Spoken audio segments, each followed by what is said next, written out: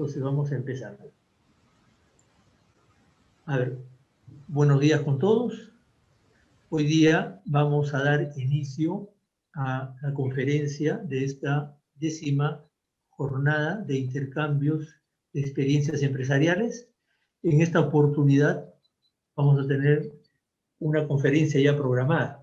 A ver, estimados estudiantes y profesores y autoridades de la Facultad de Ciencias Administrativas y Recursos Humanos, tanto de la sede de Lima, Arequipa y Chiclayo, y las escuelas profesionales de administración, administración de negocios, gestión de recursos humanos, marketing.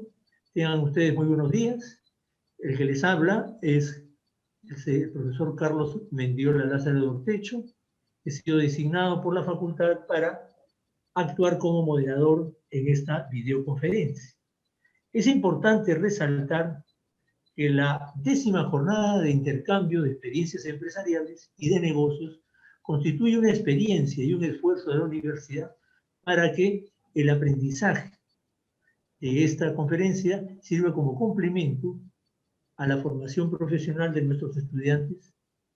Está diseñada como un espacio de reflexión, análisis y juicio crítico de buenas prácticas empresariales y de gestión, que les permitirá conocer la versión de los actores principales en el mundo de los negocios. Como han podido notar en la programación, contamos con 34 expositores, tanto nacionales y extranjeros, de diversos sectores y del ámbito laboral. Podemos tener ahí actividades laborales, representantes del empresariado, emprendimiento, gestión política, gestión de empresas, tecnología aplicada a los negocios, marketing y de la gestión del talento humano, así también como representantes de experiencias que han tenido en las pymes, ¿correcto? Hoy día, en esta oportunidad, dando continuidad a la secuencia de conferencias, vamos a presentar, de acuerdo a la programación, en esta oportunidad, el tema de la fragilidad del sistema de protección al consumidor en tiempos de emergencia sanitaria del COVID-19, que estará a cargo del señor Jaime Delgado Segarra. Es un profesional, abogado y administrador, magíster en política y planificación en salud. Cuenta con una segunda especialización en Derecho Público y Buen Gobierno. Es fundador y expresidente de la Asociación Peruana de Consumidores, ASPEC, y hoy es reconocido como una de las más importantes organizaciones de consumidores de América Latina y de Caribe. También ha sido congresista de la República en el periodo 2011-2016. Ha sido presidente de las comisiones de defensa del consumidor y de servicios públicos y defensa del consumidor del Parlamento Latinoamericano. Director del Instituto de Consumo de la Facultad de Ciencias Administrativas y Recursos Humanos de la Universidad San Martín. Es importante también resaltar que esta actividad tiene una obligación para los alumnos de presentar una recensión de la conferencia que deberán ser presentados a los profesores de cada asignatura. También los participantes tienen la opción de poder hacer preguntas. La pueden hacer por intermedio de preguntas y respuestas. En la barra de herramientas la van a encontrar.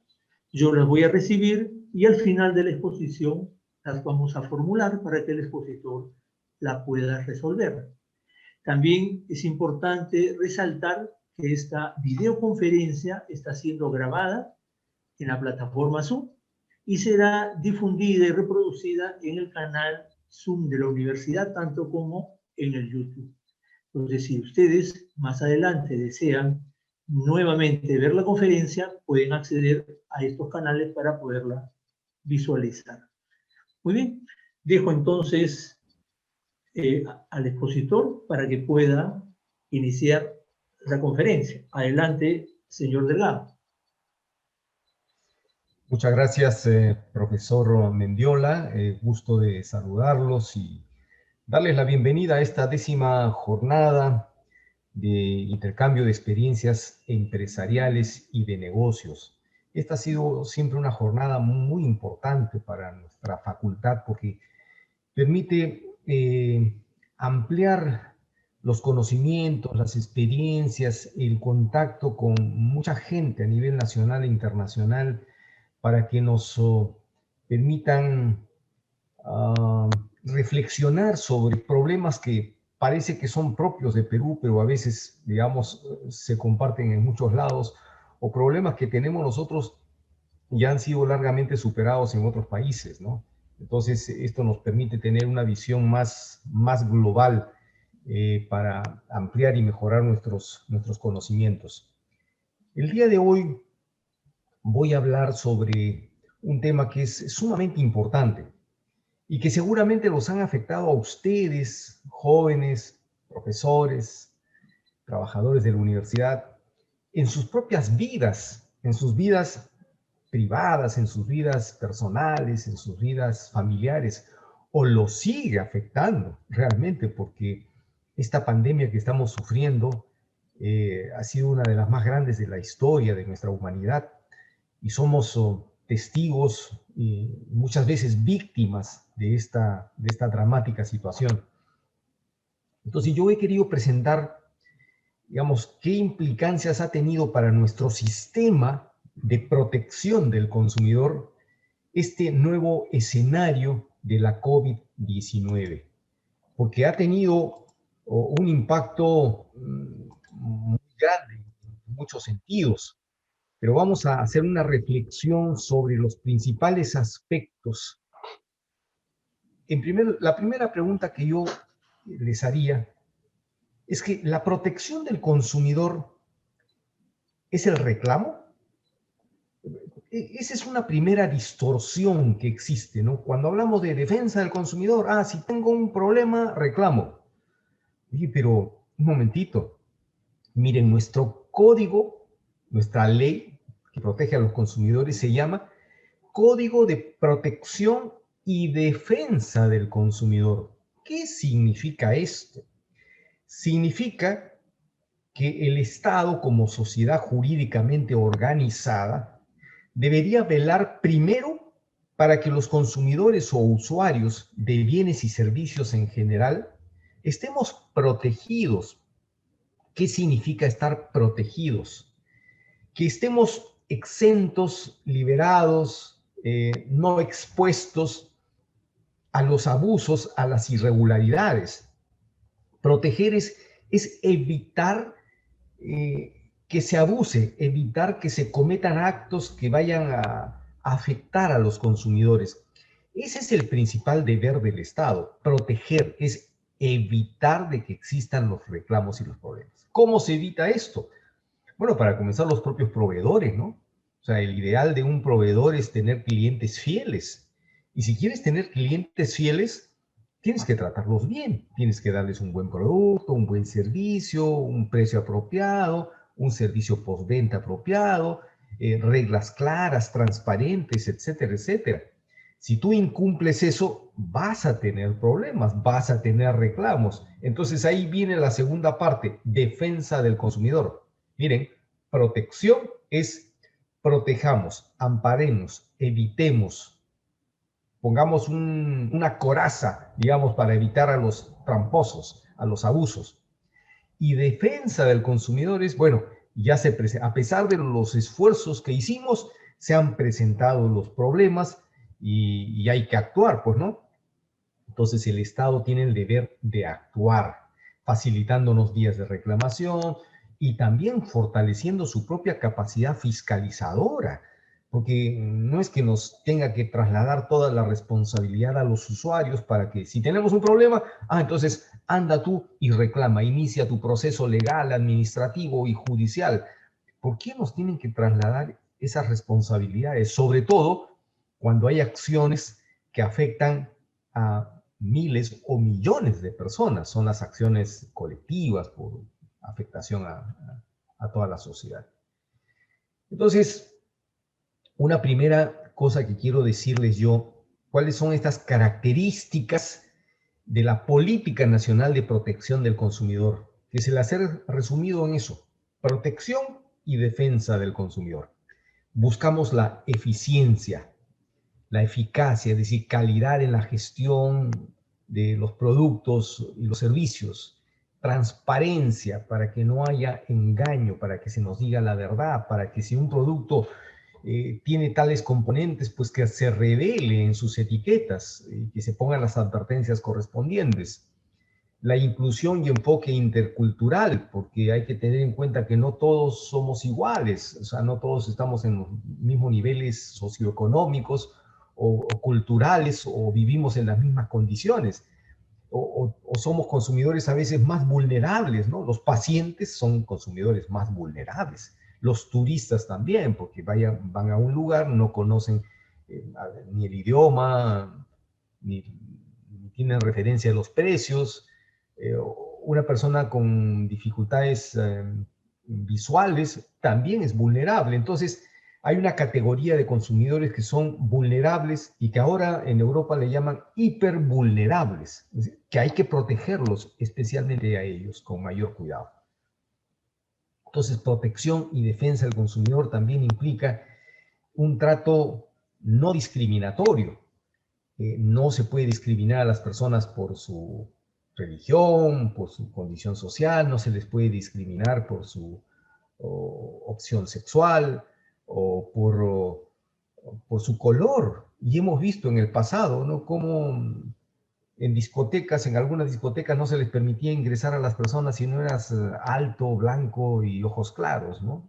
Eso ha sido sancionado severamente porque eso es prohibido. ¿Por qué reclaman más los usuarios? Y tomen nota de esto, porque seguramente vamos a poner algunos ejemplos que a ustedes mismos les ha sucedido. La gente reclama por productos o servicios deficientes. Muy típico ese tipo de reclamo.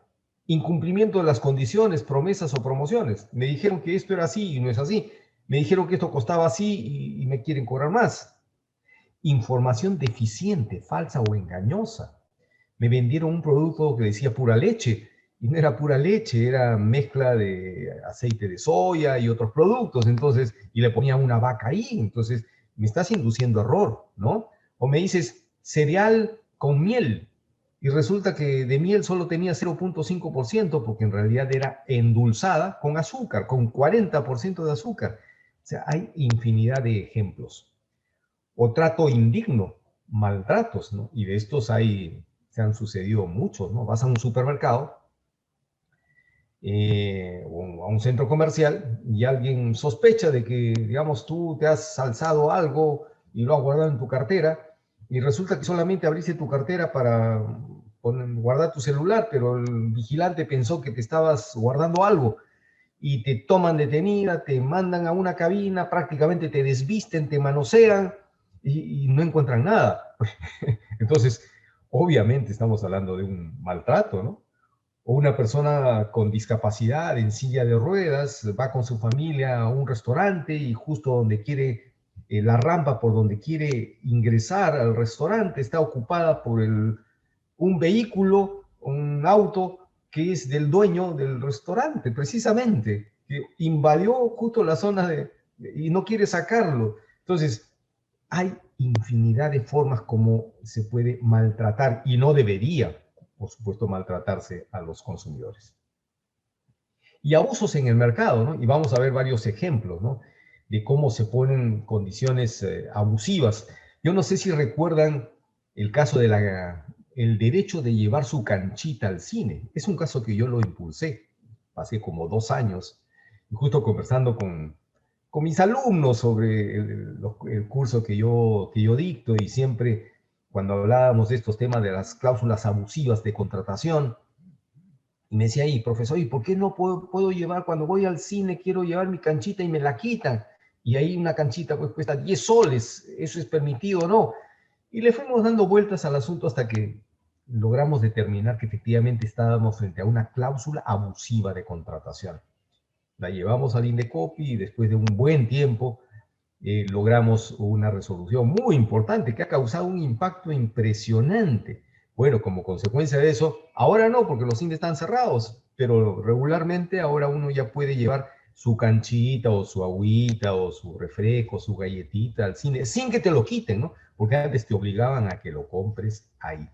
Esto es protección del consumidor. Recientemente ha sucedido un hecho interesante. Y yo agradezco a la alumna que me lo hizo conocer, porque, digamos, ustedes están más vinculados a las redes sociales y a veces a las ofertas y promociones y tienen mucha comunicación entre ustedes. Resulta que un día a las 3 de la mañana, justo el día 3 de mayo, de madrugada, comenzó a difundirse una oferta de locura, unos precios de locura en Plaza Vea. Televisores que costaban 4.000, 5.000, 6.000 soles estaban en 34 soles. 34 soles. Entonces yo supongo que los jóvenes, oye, 34 soles, yo me lo compro, porque eran compras online, 34 soles. A uno se compraron televisor, licuadora, refrigeradora, lavadora, secadora, etcétera. Y hasta un usuario, un consumidor se compró 3 televisores, porque ahí estaba la oferta. Y dijeron, oye, ¿estos son precios de locura? Sí, se han vuelto locos los de Plaza Vea, pero será tal vez una forma de compensar lo que han ganado, o una forma de alegrarnos un poco la vida, o una promoción de locura para promocionar su marca, qué sé yo, pero la oferta está ahí y yo la tomo. Y efectivamente mucha gente comenzó a comprar. ¿Qué pasa? Que a primera hora de la mañana dijeron, no, no, no, no, señor, nos hemos equivocado y quedan sin efecto todas las compras que se han realizado. Y la gente dijo, ¿y por qué? Yo compré, es más, ya pagué. Algunos no habían completado el pago, pero ya el pedido estaba hecho. Entonces, Plaza Vea les dijo, no, señores, ha sido un error, porque ¿a quién se le ocurre que un televisor de 4.000 o 5.000 soles va a estar en 34 soles? Y la gente dijo, bueno, se te habrá ocurrido a ti, ¿no? Pero yo vi el precio, vi la oferta y yo la tomé. Y tú me tienes que cumplir. Entonces, ahí se ha generado ya un conflicto. No sabemos cómo se está desarrollando, porque ha habido mucho hermetismo en los medios de comunicación, mutis total. Yo supongo porque Plaza B es un gran anunciante, ¿no? Entonces nadie quiere hablar del tema, pero en las redes sociales sí. Y eso me hizo recordar un caso en Brasil. Como director del Instituto de Consumo, llevamos un curso de posgrado internacional. Cómo extrañamos esos cursos, porque eran, digamos, con viajes a Brasil, conocíamos instituciones públicas de defensa del consumidor, privadas, pero visitábamos empresas también, y empresas muy exitosas en Brasilia, en Sao Paulo, y luego recibíamos delegaciones también de Brasil aquí a nuestra universidad, y hemos dado varias conferencias, probablemente ustedes han participado en algunas de ellas, ¿no? Y eso me hizo recordar un caso de una gran empresa en Brasil que se llama Magazine Luiza, pero de manera abreviada le dicen Magalu. Esta empresa es tan grande y la hemos ido a visitar en Sao Paulo, porque ellos organizaron toda una visita que hicimos con los jóvenes y algunos profesores también allá. Este negocio es un negocio de venta de artículos para el hogar. Entonces ahí encuentras televisores, refrigeradoras, muebles, accesorios, qué sé yo, cosas, ¿no es cierto? ¿Saben cuántas tiendas tiene Magalu, Lisa? ¿Cuántas tiendas en Brasil? Físicamente, locales. 1.200. 1.200 tiendas. Ustedes imaginarán, pues acá una gran tienda como Casas Ideas tendrá pues 4 o 5. Iraoka, ¿cuántas tendrá? Pues 5, 6, 10. Bueno, Magalu tiene 1.200 tiendas. Y ya para diciembre del 2019, que fue la última vez que los visitamos, 40% de sus ventas eran ventas online. 40%, ¿ah?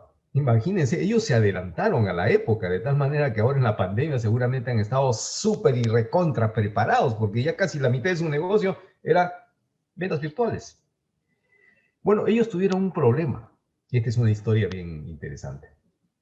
Tuvieron un problema porque, al igual que Plaza Vea, un día se les ocurrió, no se les ocurrió, tenían que hacer una promoción, pero alguien falló, alguien del sistema falló, digitó mal, y resulta que los precios de televisores, refrigeradoras, lavadoras, etcétera, etcétera, los pusieron en 30 reales. 30 reales vendría a ser como 30 soles. Y la gente, al ver, digamos, su promoción en redes sociales, se bloqueó.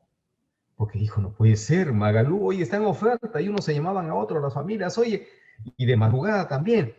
¿Te has enterado de los precios? Aprovecha, levántate, entra y compra. Y compraron, pues, como loquitos, ¿no? Y Brasil, con el tamaño que tiene, se imaginarán, ¿no? Entonces, cuando se dieron cuenta los de Magalú de esto, pararon la campaña. Dijeron, y se tiraban de los pelos diciendo, ¿qué hemos hecho? Así que llamaron a una reunión de emergencia, 6 de la mañana, reunión en Magalú. ¿Qué vamos a hacer? Y hemos conversado con los directivos que tuvieron a cargo de eso. Y la dueña, la gerente general, es una persona muy sensible y muy pro consumidor, pro clientes en todo. Entonces preguntó, a ver, señores, ¿cómo fue?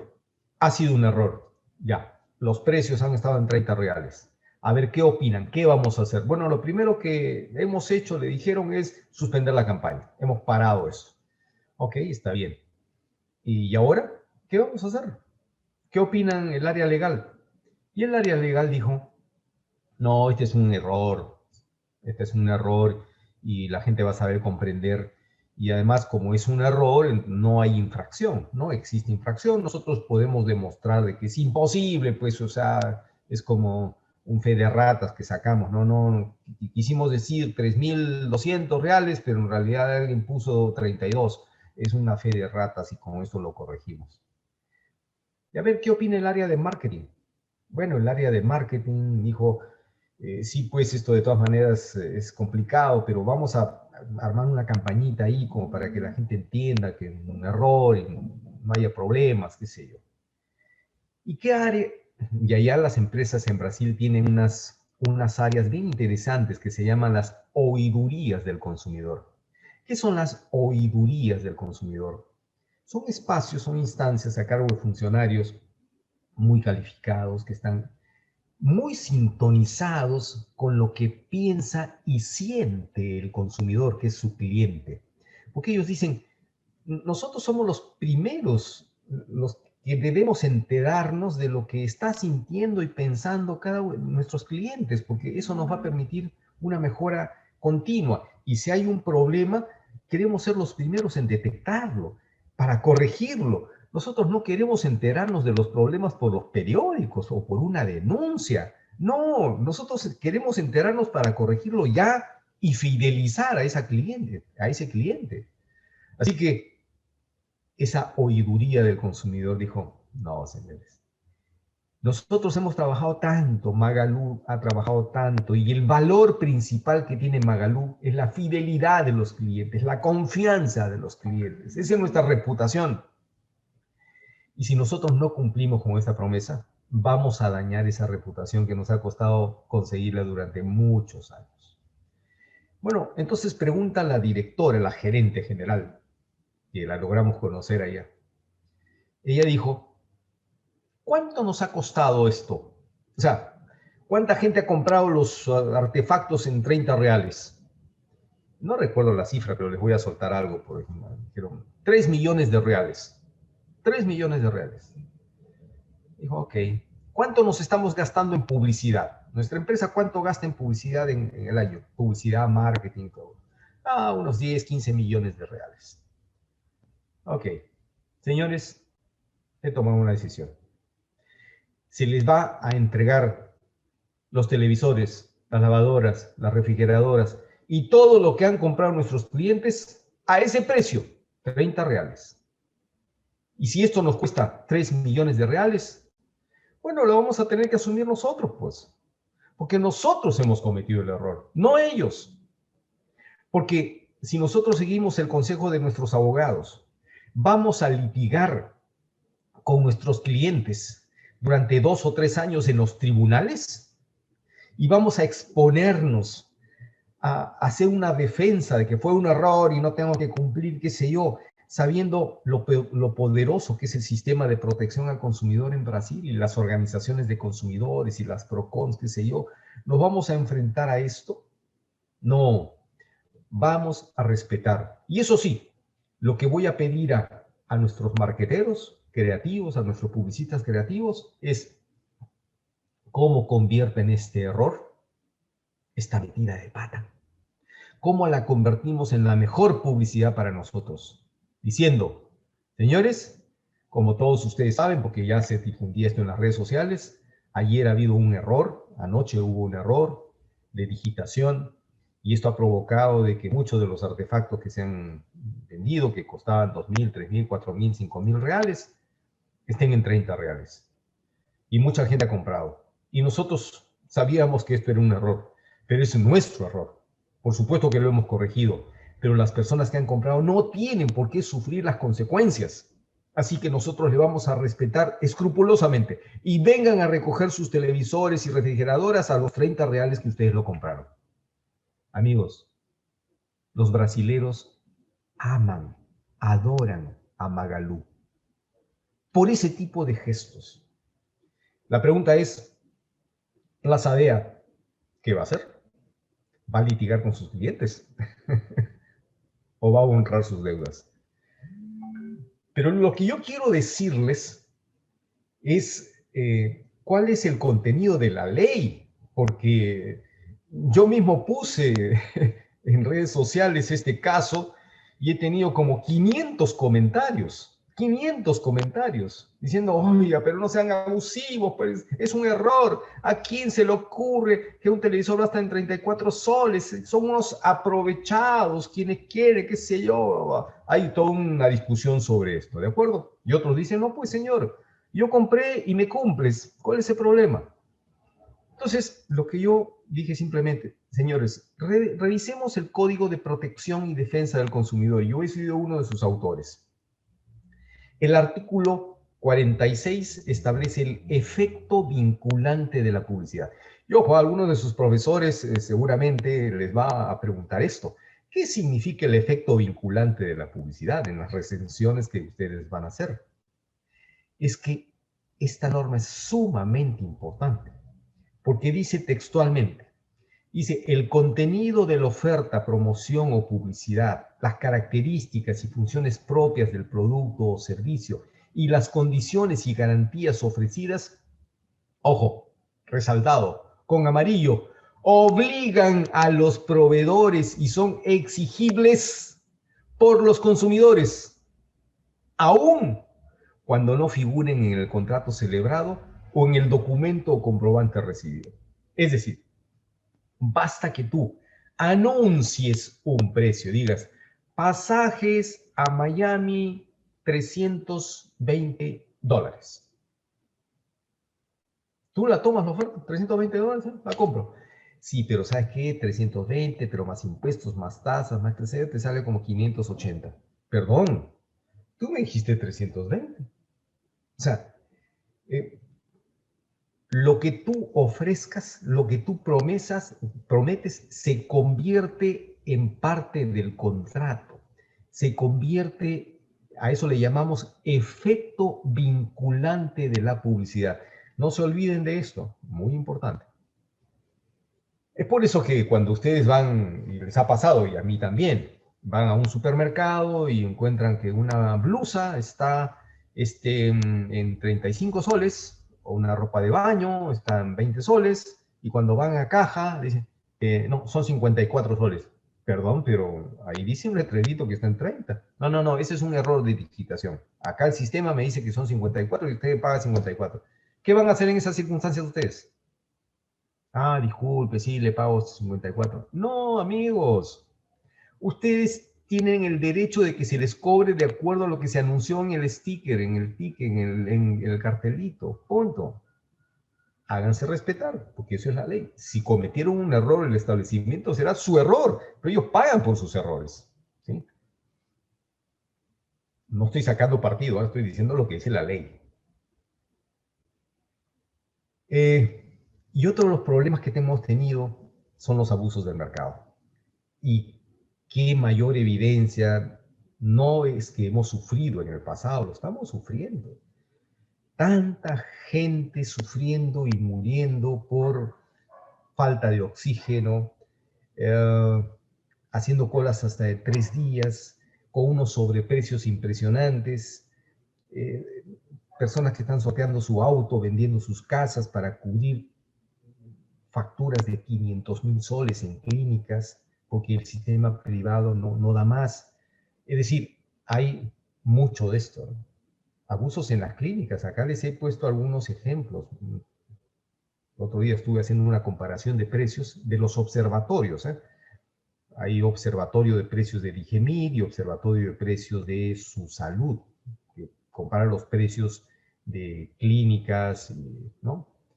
Y bueno, encuentro un producto que es un producto COVID, un medicamento COVID, porque el gobierno estableció una lista de productos esenciales, medicamentos esenciales para el tratamiento de COVID, o medicamentos esenciales. Y esto tiene un régimen especial, ¿no? Porque el Código Penal ahora sanciona la especulación, pero no sobre cualquier tipo de producto, sino sobre bienes esenciales. Hizo una comparación. Enoxaparina sódica es un producto para el tratamiento de COVID.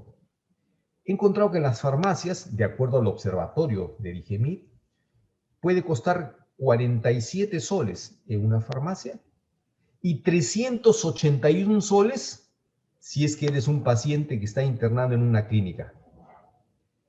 Esta oxaparina inyectable en una farmacia, la misma, 52 soles.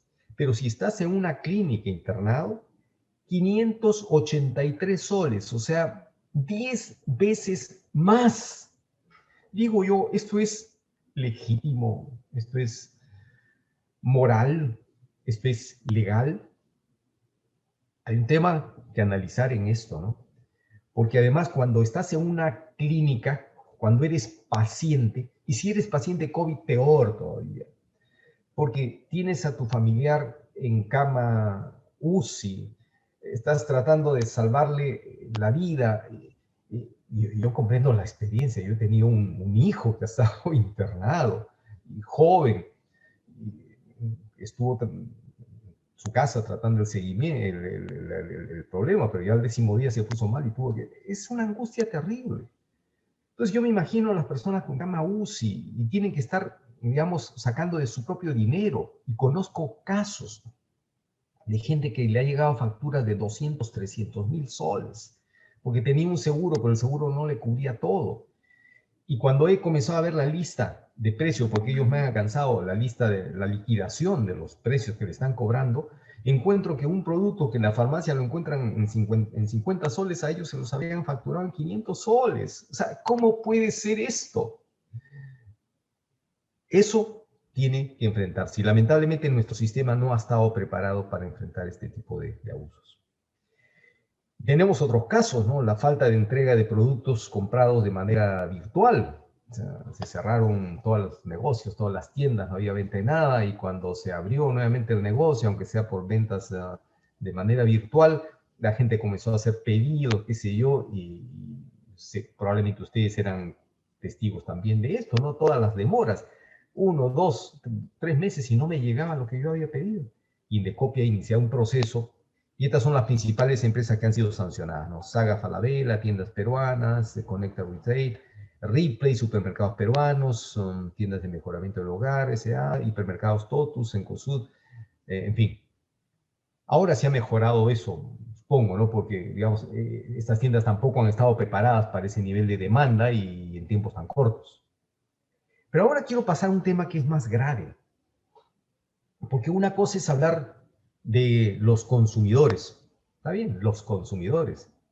Pero los consumidores somos un sector privilegiado de la economía, porque somos consumidores, porque tenemos dinero para consumir. ¿Y qué hay de esas personas que no llegan a ser consumidores? Que son en todo caso subconsumidores, porque están fuera del sistema, porque no tienen acceso a servicios de salud, no acceden a condiciones básicas de sobrevivencia, en alimentación, en vivienda, en vestido, no acceden a un trabajo digno, no tienen cobertura previsional, o sea, nunca van a tener una pensión. Solo el 25% de las personas vamos a llegar a tener una pensión de jubilación. El 75% va a estar excluida, está excluida. O gran parte de la población no está bancarizada. Entonces, todo esto, que es una realidad que no la hemos querido ver o afrontar de manera más firme y más clara, nos ha reventado en las narices, en nuestras caras, con el tema de la pandemia. Entonces, vamos a analizar rápidamente algunos de estos factores. Un sistema frágil de salud, un sistema de transporte deficiente, bajo índice de bancarización, precarización del empleo, un sistema educativo con enorme brecha tecnológica, informalidad, deficiencia legislativa para enfrentar esos comportamientos abusivos del mercado y la infodemia. Vamos a ver cada uno de ellos. En primer lugar, el sistema de salud. Nuestro sistema de salud es un sistema reactivo, reacciona. Pero no es un sistema preventivo, no es un sistema promocional.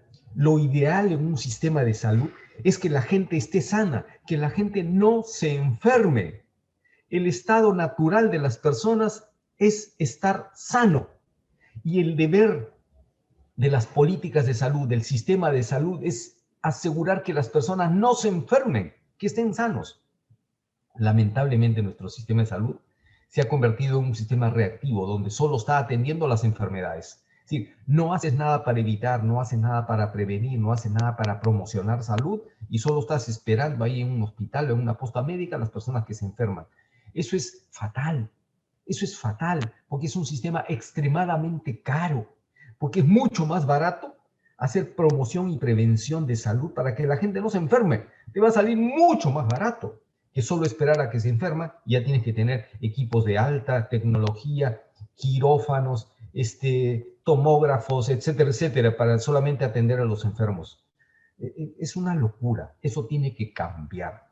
Pero además tenemos un sistema fraccionado, ¿no? La seguridad social, por un lado, el Ministerio de Salud, Fuerzas Armadas, CIS para los que no tienen, muy fraccionado. Y eso, digamos, nos ha afectado mucho en esta pandemia. Y por otro lado, ¿la salud es una mercancía o un derecho? Esa es la gran pregunta que nos tenemos que hacer. En teoría es un derecho, pero ¿cómo es que gente está quedando en la bancarrota en esta pandemia? Todos los días están vendiendo cosas y a veces ni siquiera logran salvar la vida de sus pacientes. Entonces, ¿es un derecho realmente? Servicios precarios. En general, nuestros servicios médicos son muy precarios. ¿Cómo es posible que los hospitales no tenían, antes de esta pandemia, equipos de producción de su propio oxígeno? Y grandes hospitales tenían que estar comprando el oxígeno por tanquecitos. Esto, pues, es primitivo si lo comparamos con lo que son los estándares internacionales, ¿no? O sea, nos hemos quedado mucho. Un sistema de transporte deficiente, porque gran parte de los contagios por COVID se están dando por este tipo de acumulaciones. ¿Y qué hace la gente? La gente tiene que salir a trabajar. Privilegiados los que podemos estar trabajando desde casa, pero esto no es para todos, ¿no es cierto? Gente que tiene que estar exponiéndose todos los días y llevando el virus a sus casas. El bajo índice de bancarización. ¿Por qué las colas? Todas estas colas para recibir un bono. Y si estás haciendo esto es porque no tienes una cuenta, porque si tuvieras una cuenta, te depositan en tu cuenta y con eso haces tus operaciones y compras en línea y todo, no tienes que moverte de casa. Es más, si vas a una bodega hasta con Yape pagas, o a las ferias también están pagando con Yape. Entonces, el bajo índice de bancarización hace de que la gente esté con el papelito, el chequecito, el bono, la cola, exponiéndose. O sea, gente adulta mayor, 80 años, exponiéndose para ir a recibir su sueldo o su bono. Esto tiene que cambiar, tiene que modernizarse rápidamente. Y la precarización en el empleo, ¿no? La informalidad. leyeron ustedes el libro, la publicación que les envió la facultad sobre este libro de Arellano, ¿no? Sobre somos un país rico y sin embargo no prosperamos porque hay una serie de circunstancias. Y una de estas es esta, ¿no? La informalidad, la precariedad en el empleo que nos está pasando factura. Y por otro lado, el sistema educativo, ¿no? Este año y medio, tal vez 2 años de virtualización para un sector de la población, y nos contamos nosotros que estamos aquí, somos privilegiados porque, bueno, nos hemos capacitado, sobre todo los profesores, nos hemos tenido que esforzar muchísimo más porque los jóvenes son más digitales y la universidad ha invertido mucho dinero en mejorar las plataformas, etcétera, etcétera. Y bueno, estamos teniendo una educación, un proceso de aprendizaje que es muy grato, con muchos retos todos los días, pero ahí estamos. Pero tenemos jóvenes que se tienen que subir a la punta de un árbol o a un cerro para encontrar conexión. Y entonces esa brecha, esa diferencia se ha ampliado mucho más. Y eso no es justo, porque la gente más pobre, con menores recursos, son las que van a pagar las consecuencias de una formación deficiente. Y la informalidad, por cierto, que ya nos tiene que hacer reflexionar sobre cómo mejoramos esto. Las deficiencias en el sistema normativo. Yo he escrito mucho sobre esto, pero muchos abogados lo han hecho también, porque hemos encontrado vacíos legislativos en medio de una pandemia, como, a ver, cuánta gente ha quedado en la insolvencia, en la bancarrota, familias. Pero ojo, cuando una empresa está en dificultades económicas, si esa empresa acude al Indecopi a un proceso de reestructuración empresarial, se han dado muchas facilidades a las empresas, se ha mejorado la legislación para que acudan en estos tiempos difíciles a un proceso de insolvencia, de reestructuración. Pero si es una familia que queda en bancarrota porque murió el papá, murió la mamá, el hijo se quedó con una deuda, con una hipoteca, qué sé yo, le van a rematar y lo van a dejar en la calle. ¿Y por qué no hay un proceso de insolvencia para protección, digamos, especial? No para que no pague la deuda, sino para que la reestructure apropiadamente, en unos plazos apropiados. No hay eso para las familias. Hay un proyecto de ley que hace tiempo lo presenté, esperemos que se retome en el Congreso. O el tema de especulación, igual, o sea, miren lo que ha sucedido con un medicamento que en la farmacia se vende en 50 soles y en una clínica se puede vender en 580 soles y no pasa nada. Bueno, se ha modificado el Código Penal, pero nadie está actuando para poner en práctica esas normas. O el tema de la usura bancaria, ¿no? Que también en el Perú se determinó que si 2 personas son privadas, o sea, si Juan le presta dinero a Pedro, tiene que respetar una tasa de interés legal.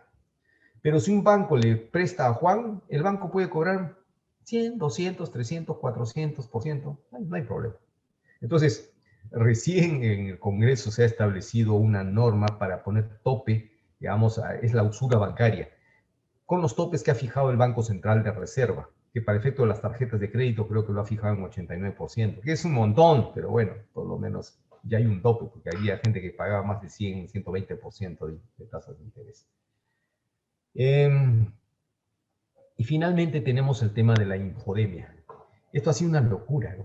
Porque apenas surgió la COVID, nadie sabía qué nos estábamos exponiendo. Todo el mundo ofrecía la cura maravillosa. Todo el mundo decía que te curas con ajo, que te curas con cebollita, que te curas con el dióxido de cloro, con un poco de lejía, te curas.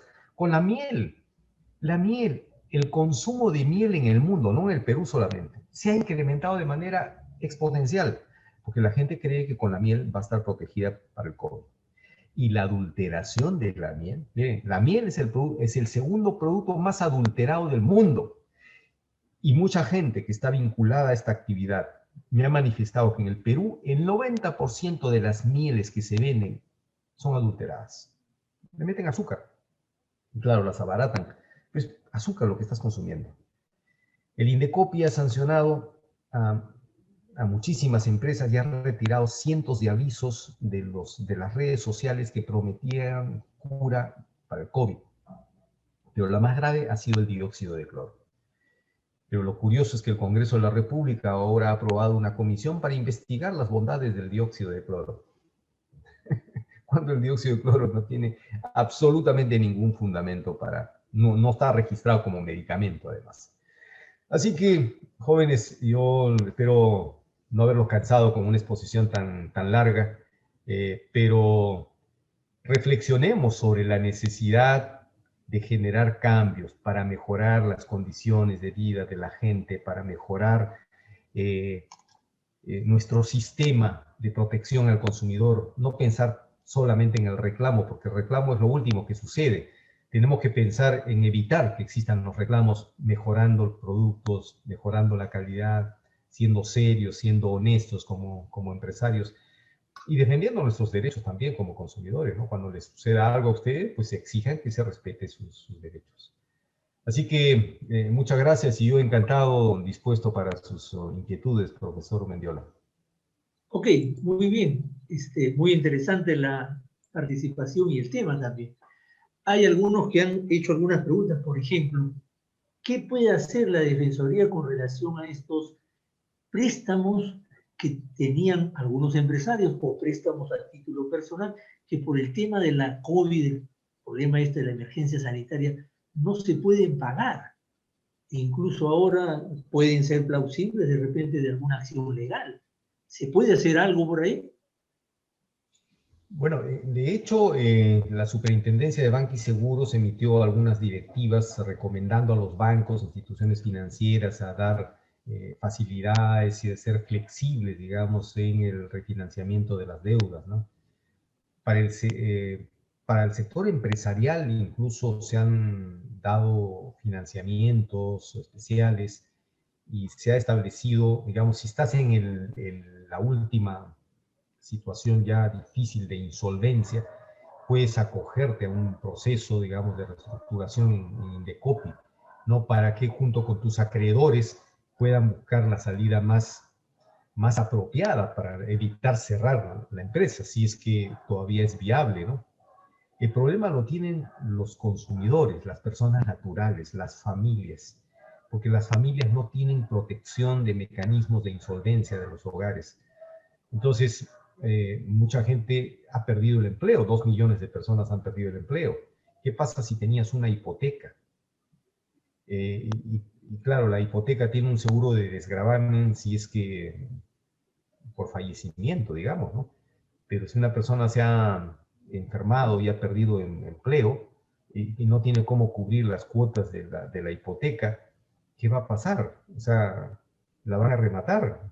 Entonces, frente a esas situaciones es que el Estado y el Congreso no ha reaccionado con una legislación apropiada, como la que tienen muchísimos países, que llaman mecanismos de tutela para la insolvencia de los hogares. Repito, no es la ley del perro muerto, como algunos dicen, ¿no? En Estados Unidos te declaras en quiebra y no pagas, ¿no? No se trata de eso. Se trata de buscar soluciones, digamos, más amigables, más viables para evitar, digamos, que la gente, por ejemplo, termine en la calle. Correcto, correcto. Muy bien. Sí, pues es un tema muy crítico y ahora con el tema de la pandemia hay ciertas limitaciones, pero me están lloviendo de preguntas acá. Por ejemplo, Diego Puscan nos pregunta, dice, la salud es un derecho, dice, ¿no? Y hay ahorita algunas actividades de algunas entes de salud que dan salud, por ejemplo, las clínicas, que dice acá, convierte la salud como una mercancía. ¿Qué se puede hacer en estos casos? Hemos visto incluso por las noticias de que hay personas que han tenido el COVID, han ingresado a una clínica y se han visto pues con una deuda impagable, ¿no? ¿Qué se puede hacer en esos casos? En los países más desarrollados en materia de salud, existen servicios privados, existen clínicas privadas, pero acceden a las clínicas privadas ya pues solo si tú quieres tener un trato exclusivo y tienes una habitación de lujo de 5 estrellas, cositas así, ¿no? Pero en realidad el Estado asegura una cobertura universal de salud de calidad. O sea, en teoría, nuestro sistema digamos, está en camino hacia la universalización de la salud. Sí, nuestro sistema reconoce la salud como un derecho para todos. El problema está que la calidad, la cobertura de eso, y en tiempos de pandemia se ha desbordado. Entonces a la gente no le queda más que, digamos, si no hay una cama, un solo lugar donde internar a tu paciente y tienes una clínica, la gente no lo piensa porque, mira, los hijos, la esposa, la familia dan todo por su familiar. Y si tienen que vender la casa, pues vendemos la casa. No, en ese momento eres muy vulnerable. Entonces ahí te expones, ¿no? Y yo conozco casos dramáticos donde padres, digamos, han internado a sus hijas y cuando las cuentas le llegaban por 300.000 soles, decían, ¿qué hago? Pero en este momento ya yo no puedo hacer nada porque la prioridad es salvarle a mi hija. Ya no la puedo sacar, pues que la voy a sacar de la cama UCI y al final se les moría. Y se quedan con unas cuentas pues gigantescas, ¿no? Esto ha sido dramático, así que es una lección de vida que los jóvenes y todos nosotros tenemos que enfrentar como prioridad un sistema de salud eficiente, pero no un sistema consistente en construir hospitales y postas médicas por todo lado. Un sistema de salud que esté basado en prevención y promoción de la salud. Debemos evitar que la gente se enferme. Esa es la clave. Claro, es un tema también muy sensible, ¿no? Es tema de la salud. Y en ese sentido, por ejemplo, nos están haciendo varias preguntas, por ejemplo, Yaipen. Hacen referencia, como por ejemplo, Yuya dice acá, ¿no? El monopolio que hay en el tema, esa concentración que hay en el tema de los medicamentos, ¿no? ¿Cómo poder nosotros hacer, dice acá, por ejemplo, Yaipen, cómo hacer una denuncia correcta con el tema de la inflación de los precios en el tema de los medicamentos? Que ahora con el tema del COVID, algunos medicamentos han comenzado pues a exponenciarse en el precio. ¿Qué se puede hacer ahí? Bueno, existe consenso a nivel internacional de que el mercado farmacéutico es un mercado imperfecto. Ahí no hay competencia perfecta, es un mercado imperfecto, por varias razones.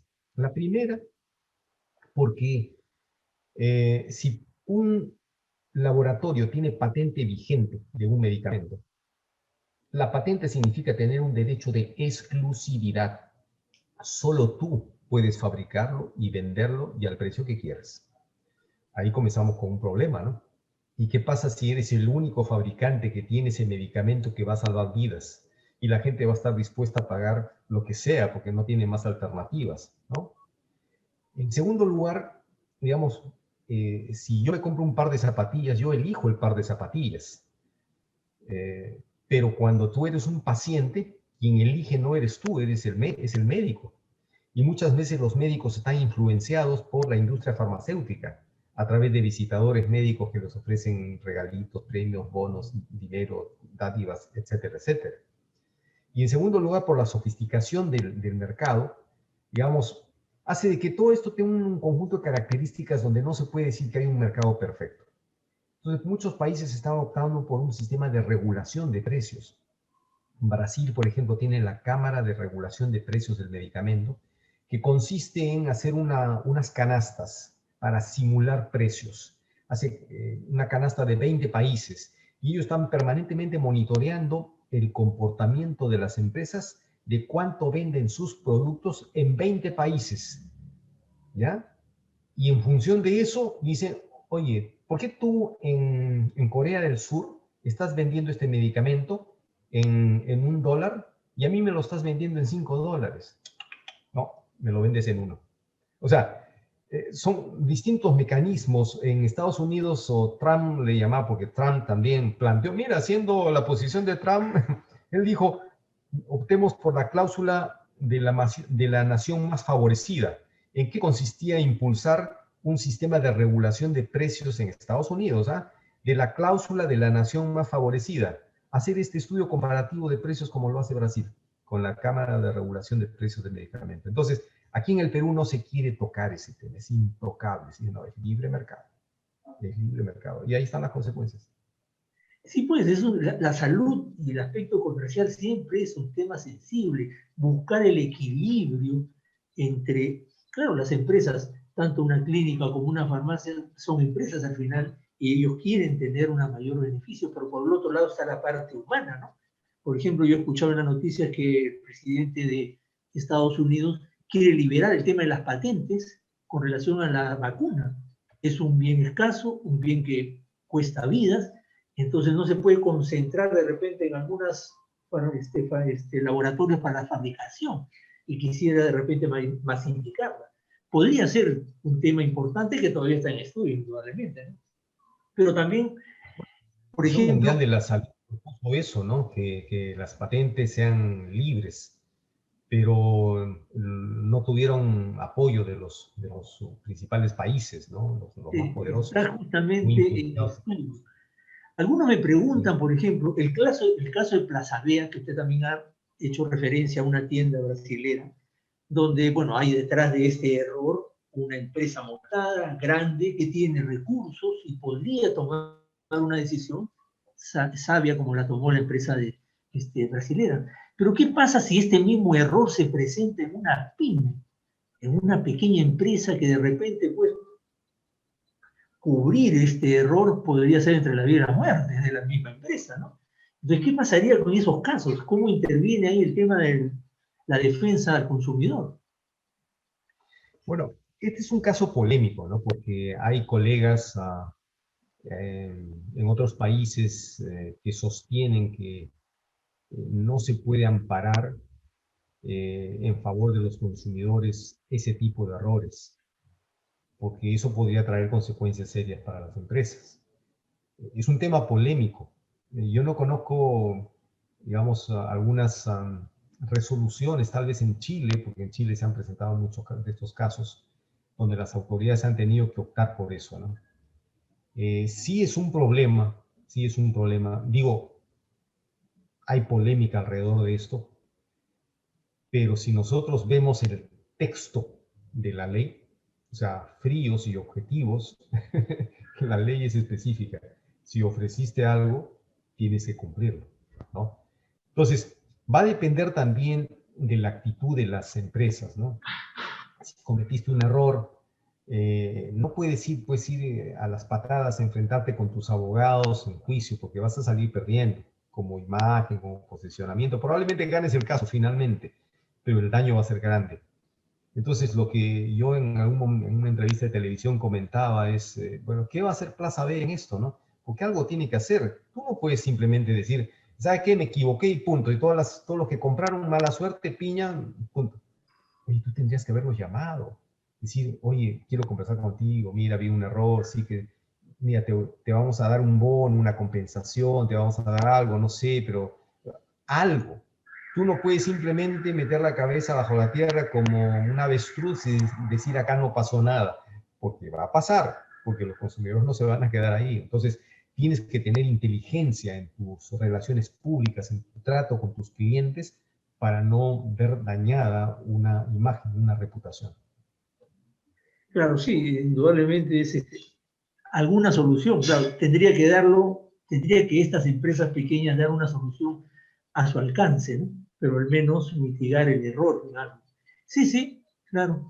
Por ejemplo, aquí hay una pregunta un poco, me llamó la atención de Jorge Huamachau. Dice, ¿qué pasa con esas publicidades? Y no solamente la parte visible, sino también el audio, cuando al final de la publicidad ponen las condiciones y te ponen en letras chiquitas y a una velocidad enorme, o en la radio, hay veces uno escucha la publicidad limitado por él y se hace pues una cosa que no se entiende al final. Entonces, ¿cómo se puede uno proteger con esa de repente publicidad no muy exacta, ¿no? Sí, sobre todo porque si en esa letra pequeña que la pasan de manera fugaz o en esas advertencias en el audio que no entiendes nada, si hay un contenido que esté condicionando la oferta, poniendo restricciones a la oferta, poniendo advertencias importantes, si tú lo haces de una manera tal que no cumpla su cometido, estás incumpliendo un deber que se llama de idoneidad. La información que tú brindes tiene que ser idónea. Y si es una información importante, no es que tengo 55 sucursales a nivel nacional, que estamos, es irrelevante. Pero si dices, evitar las personas que tienen hipertensión, hígado graso, o sea, oye, son informaciones importantes que tú no deberías pasarla así. Si la pasas así es porque no quieres que se entienda. Y ahí estás incumpliendo un deber, que es la idoneidad. Por eso es que incluso en la ley de promoción de la alimentación saludable, o sea que yo fui el autor de esta ley y de los octógonos, fuimos tan específicos que incluso dijimos, vas a poner esta advertencia y la vas a poner en este lugar, en este tamaño, en estos colores, etcétera, etcétera. Y si la pasas por televisión, en un medio audiovisual, esos octógonos tienen que estar permanentemente exhibidos. Y si lo pasas en radio, si dices, consuma Coca-Cola y tienes que decir, alto en azúcar, evita su consumo excesivo, y tienes que decirlo en el mismo ritmo y a la misma velocidad del mensaje. O sea, hemos tenido que ser tan específicos en eso precisamente para que no saquen la vuelta. Claro, justamente pues ahí pueden generarse diferentes situaciones a veces más complicadas. Muy bien, como tú sabes, el tiempo es tirano, ya son las 11:30. Hay muchas preguntas, se han quedado algunas en el tintero, pero la hora es la hora. Yo quisiera pues aprovechar esta oportunidad para agradecer a los estudiantes, profesores, autoridades por su asistencia y participación en nombre de la Facultad de Administración y Recursos Humanos y de su decano, el doctor Daniel Valeria Loza, agradecer la participación de todos ustedes, agradecer también al expositor y hacerle mención, indudablemente, Jaime, posteriormente haremos llegar por los canales correspondientes el certificado de reconocimiento de esta muy importante conferencia. Muy bien, solamente... Muchas gracias. Sí. Muchas gracias y agradecer siempre la oportunidad que se me da de participar en estas jornadas que son tan interesantes. Ok. Hacerle recordar a los participantes que pueden volver a ver este video porque ha sido grabado y este video puede ser visto por el Zoom y su difusión también por el canal Zoom de la Universidad San Martín de Porres y YouTube. Muy bien. Muchas gracias. Creo que ya podemos dar por terminada la conferencia. Muy agradecido.